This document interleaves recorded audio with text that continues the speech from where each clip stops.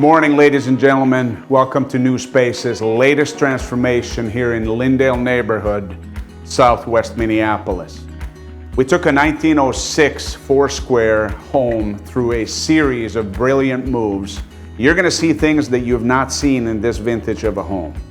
Reconfiguration of the entire main level floor plan, including a staircase reconfiguration, which you see very seldom in this vintage of a home. Follow me. We're here with Allie, and I want you to see the floor plan changes that happened here, because they're brilliant. We had a complicated program. Kitchen had 1, 2, 3 doorways, entryways. So traffic pattern made this kitchen incredibly difficult to tackle. Tell us what we did, Al. Yeah, so we reconfigured a lot of the main level to open everything up. The homeowners entertain a lot, and the areas of the main level were really sectioned off. So one of the main things we did was there was a doorway here that led to a back entry, and we closed that up, removed an existing chimney to create more real estate, and that allowed us to have a better kitchen layout and a more functional layout that made more sense. We also removed the wall from between the dining and the kitchen, and then there was 2 little doors that also got removed. So really everything opened up, made things flow a lot better, made it far more functional. So we decided to do a U-shaped kitchen after looking at a couple of different floor plans. So this U-shape made the most sense for this space and utilizes as much of these walls as possible. It also allows for a really nice work triangle. If you're taking something out of the fridge and then you have landing space, you can wash it at the sink, you can prep it, and then you can move to your cooktop. By removing that doorway and the chimney, it really created some nice counter space and landing space as well. In this kitchen, we decided to use stained oak cabinetry to tie in with all the existing woodwork and trim in the house. We also used a porcelain tile backsplash along with a quartz countertop. This stained glass feature was already here and paired with the living room and dining room, and so we wanted to make sure we maintained that. And so this window was actually lower. We raised the window, but then we're able to maintain and save the stained glass feature, and then worked all the new casing and trim around the window to coordinate with everything else on the main level. Allie's going to talk a little bit about what happened here, but it's through these moves that we take a property from the 1906 era and we make it relevant in 2024. Tell us what we did here, Al. Sure. So in order to create a more open floor plan, we had a wall between the kitchen and the dining room, and there was just a small little swing door to the kitchen from the dining, and then a built-in buffet. We took all that out to create a nice connection between the 2 spaces. And then here was actually like a 6-foot pocket door. And then we had a smaller door to the kitchen from this living space that was also a swing door. So then blew all that out to create a nice, larger, about 10-foot opening, and made sure that the casing and the trim matched the rest of the trim in the house around all the windows and other doors. All of the intricate woodwork that we see in a 1906 property, we have replicated in this project.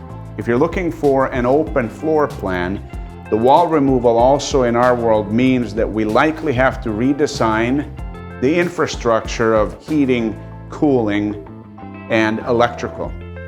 When we talk about infrastructure and systems, one good example here in this project is to look at the slimline radiator that looks very different than what the radiator we had here in 1906.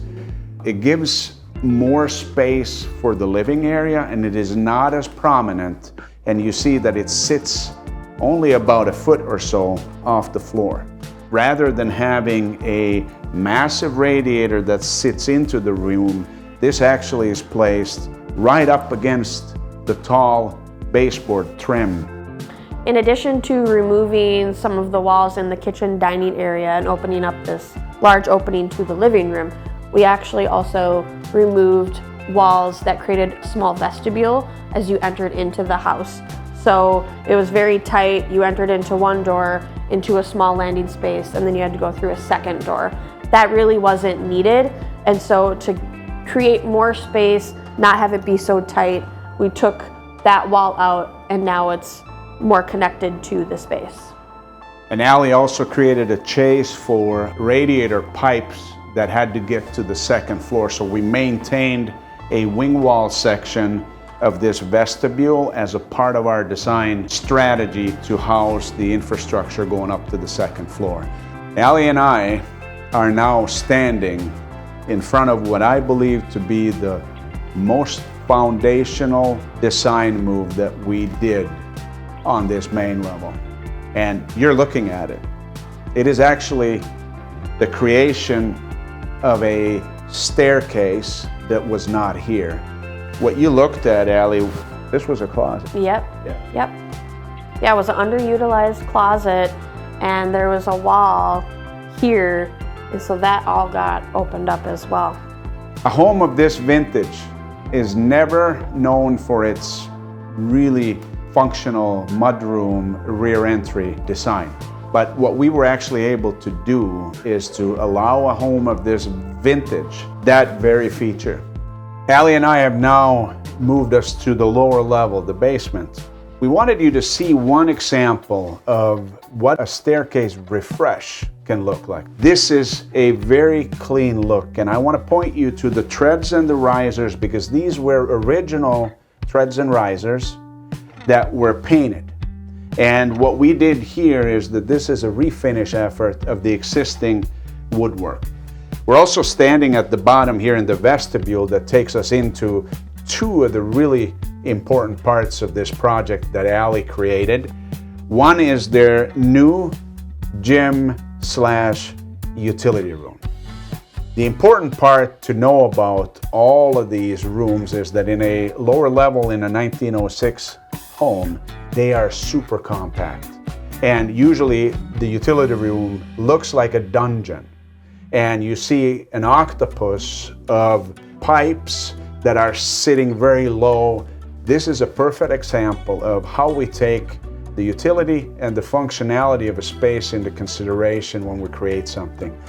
So this is the lower level walk-in closet. It was a closet before, but it had old built-in cabinetry on both walls. And so we took all that out, and we have new LVP, luxury vinyl plank flooring throughout the whole lower level.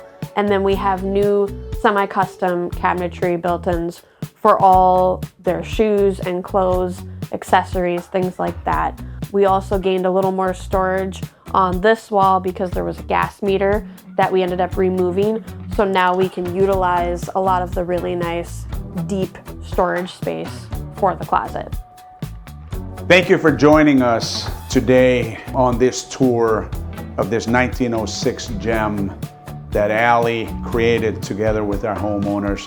What you experienced here today is a really good example of an older home transformed. So if you're in a 1900s early home and you're thinking about what might my possibilities be, give us a call. Go to newspaces.com and sign up for a complimentary consultation. Allie and I will help you.